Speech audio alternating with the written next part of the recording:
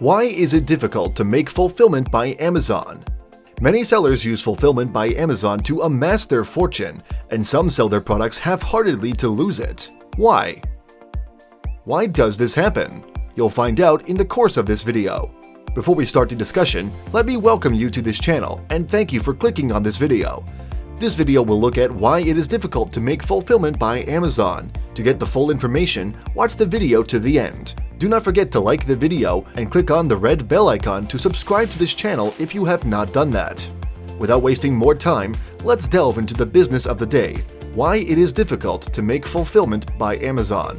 Yes, fulfillment by Amazon is a solution that allows online vendors to utilize the numerous Amazon's huge warehouses to store and ship the products they sell through the Amazon websites.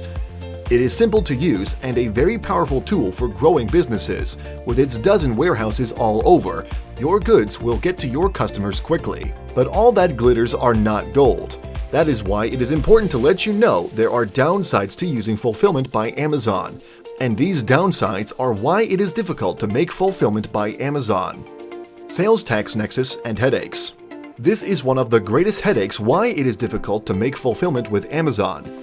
The tax nexus is having to file or pay a state income sales tax for your product that made a physical presence in that state. It may seem simple when you say it like that, but Amazon's FBA has dozens of warehouses in at least half the states in the USA. It gets worse. A vendor doesn't know where his product is until it is being sold. After the products have been shipped, the vendor then begins a headache of sales tax collection. Fulfillment by Amazon high cost. This is another big problem with fulfillment by Amazon, the problem of preserving margin. Preserving margin is as important to sales as oxygen is important for combustion. But then the oxygen for our combustive sales is being used up because of the lots of charges imposed by Amazon's FBA. There's a monthly storage fee, membership fee, gift wrapping fee, and shipping fees. Aside from all these, they even take out a percentage of the total sales, which ranges from 6% to 45%, depending on what is being sold. With these, preserving margins becomes difficult. Inventory chaos. There is a simple metric for inventory management. The inventory on the shelves is logged into the system and is ready to be ordered and shipped out. But no, Amazon's FBA falls short of this simple general metric. Mishandled and lost inventories are top on the list of their inventory chaos, with mishandled inventory being the most reported problem. When an inventory is declared lost, a claim is filed by the vendor and most of the time, Amazon reimburses. But they do that at their valuation of its worth, which may be less than you got it or spent making it. Such is expected, because when a big fulfillment and logistics business that should have an efficient system suffers a glitch, the little guy takes the squeeze. Inventory swap. I won't lie about the benefits that come with inventory swapping among vendors and merchants, and I won't also lie about the risk associated with it.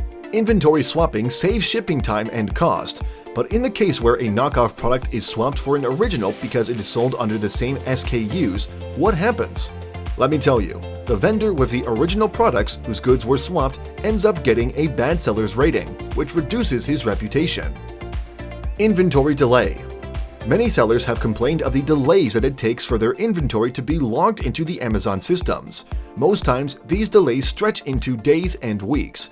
This causes a delay in the customer's order, a drop in the seller's rating, or worse, canceled orders. Now, even if your customers are understanding or the delay doesn't directly impact them, inventory sitting on the loading dock pallets are capitals tied up without any return of investment, something that should be avoided in e-commerce businesses. And let's not forget the accruing monthly fee. Branding. This is most entrepreneurs' concern. Not having control over your brand is like losing an aspect of your business. With fulfillment by Amazon, you give up control of your product lineup, how it is packed, and how everything runs. When FBA ships your products, their customers' experience is around Amazon and not your brand. No personal notes, no company's box, not even a neutral one. If in the case where you feel the need to establish a relationship with your repeat customers, ensure to look beyond fulfillment by Amazon. Free shipping. All the products in the Amazon FBA are qualified for free Amazon Prime shipping. This may come as a plus because it helps you reach Amazon Prime customers, but you have to pay for the shipping cost and you're not able to decide which products get it. Free shipping is forced, so before you go for it, you need to calculate not only the storage fees, but the extra free shipping will cut out from your profits, making margins difficult to preserve. Lack of personal touch customization. No handwritten notes, no gift wrapping. Don't forget you also have to pay Amazon to do it for you. The Fulfillment by Amazon is built specifically for Amazon's efficiency and not flexibility, nor do they consider personal touch, affection, and the bulk of expanded capabilities. No, everything is done Amazon's way. Customer services. The true test of any vendor, whether offline or online, is not when things are going smoothly, but how efficiently they handle customers' inevitable problems. From the comments in the Amazon Sellers Forum, the Amazon FBA does not do well in this aspect at all. It doesn't even seem as if they are getting any better or have hope of doing so. Customers call to no avail. Problems take weeks before they are resolved. Yes, outsourcing your customer care services is like a relief, as no one likes talking to an irate and unsatisfied customer. But ask yourself this: is Amazon doing a good job handling my customers' problems, and how does this affect my business as a whole?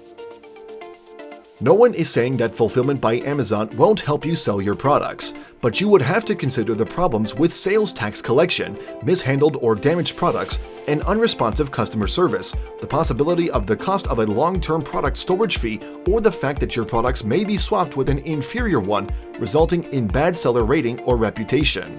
Are those risks you are willing to take? Having stayed to the end of this video, what's your stance on the topic?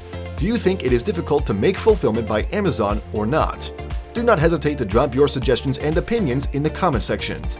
Also, remember to like this video and subscribe to our channel for more engaging content. Bye!